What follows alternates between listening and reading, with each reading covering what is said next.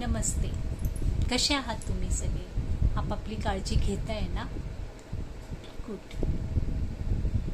आजचा माझा संवाद हेल्थशी निगडीत आहे आणि हेल्थशी पण म्हटलं तर त्याचा एक मेजर फॅक्टरशी आज संवाद आहे, ते म्हणजे मेंटल हेल्थ.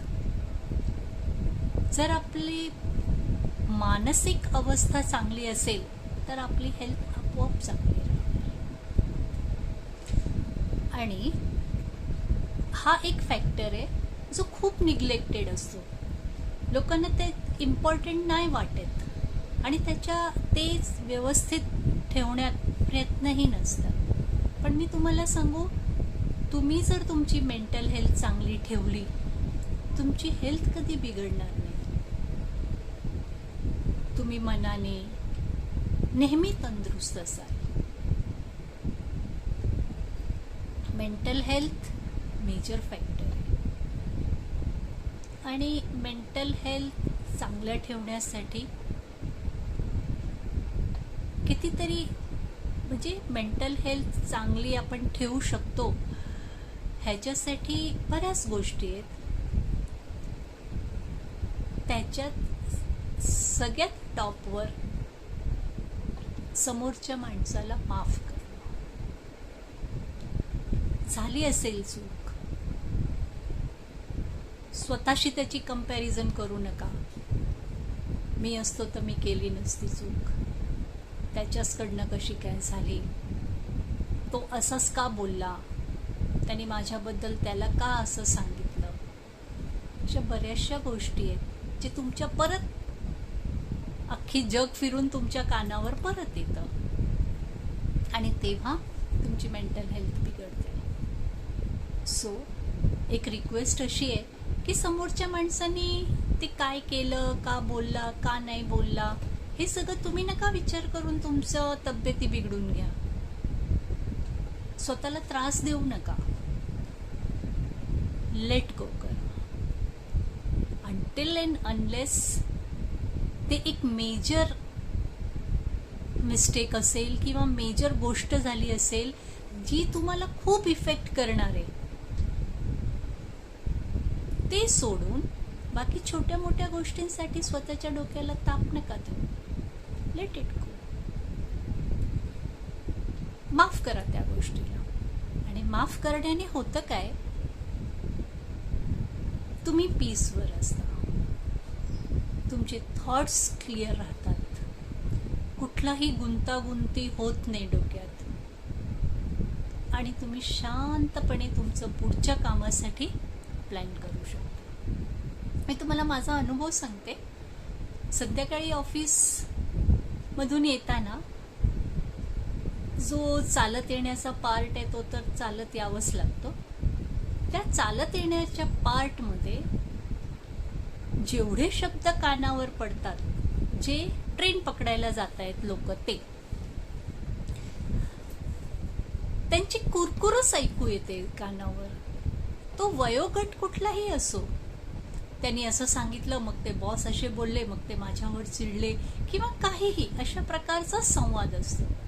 कुठलाही असा चांगला संवाद कधी कानावर पडत नाही. तर ही ऑफिसची जी कुरबूर आहे आणि तशीच जर ती घराची पण असेल, घरात फॅमिली मेंबर्सशी पण झाली असेल, फॅमिली मेंबर्सचे तर तुम्ही सगळेच गुन्हे माफ करा. जिथे ज्या गोष्टी घडतायत आणि ते खूप त्रासदायक सिद्ध होतील, कारण आपण त्या घरात राहतो, माफ करा शिका. माफ केलं, बघा तुम्हाला किती पीस ऑफ माइंड मिळेल. तुम्ही शांत व्हाल, मन शांत राहील. At the end mental health चांगली. दुसरी गोष्ट, अंटिल अँड अनलेस तुम्हाला विचारलं जात नाही, दुसऱ्यांना सल्ले द्यायला जाऊ नका. ते आपल्या डोक्याला विनाकारणचं स्ट्रेस येतं, विनाकारणची ती एक्सरसाइज होते. कशाला? तुम्हाला विचारलं गेलं तरच ते कष्ट घ्या ना. अदरवाईज बी एट पीस. करतील ते, त्यांना काय करायचंय ते. स्वतःची कंपॅरिझन दुसऱ्याशी करू नका. तुम्ही स्वतः युनिक आहात. तो एका कामात समोरचा माणूस हुशार असेल तर तुम्ही दुसऱ्या कामात आहात हुशार.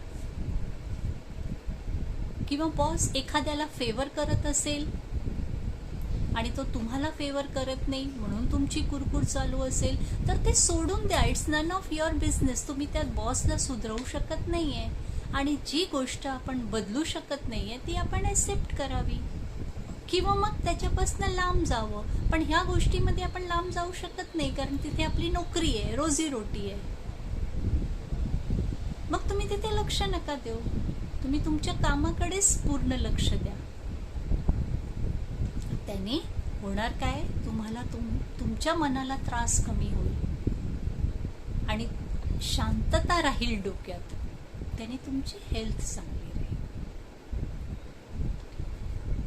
मुलांचं सुद्धा तसंच आहे.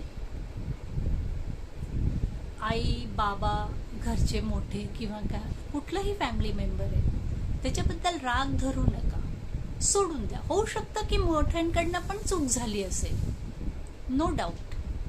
पण तुम्ही ते लेट गो करायला शिका. माफ करा त्यांना आणि मनापासून करा. नुसतं तोंडी नाही चलो छोड दिया असं नाही. मनापासून ते सोडून द्या की हा ठीक आहे, आईच बोलली ना, बाबाच बोलले ना, जाऊ दे. ते ठेवू नका मनात. जेवढ्या गोष्टी जास्तीत जास्त साठतील तेवढं आपल्या मनावरचं ओझं वाढतं.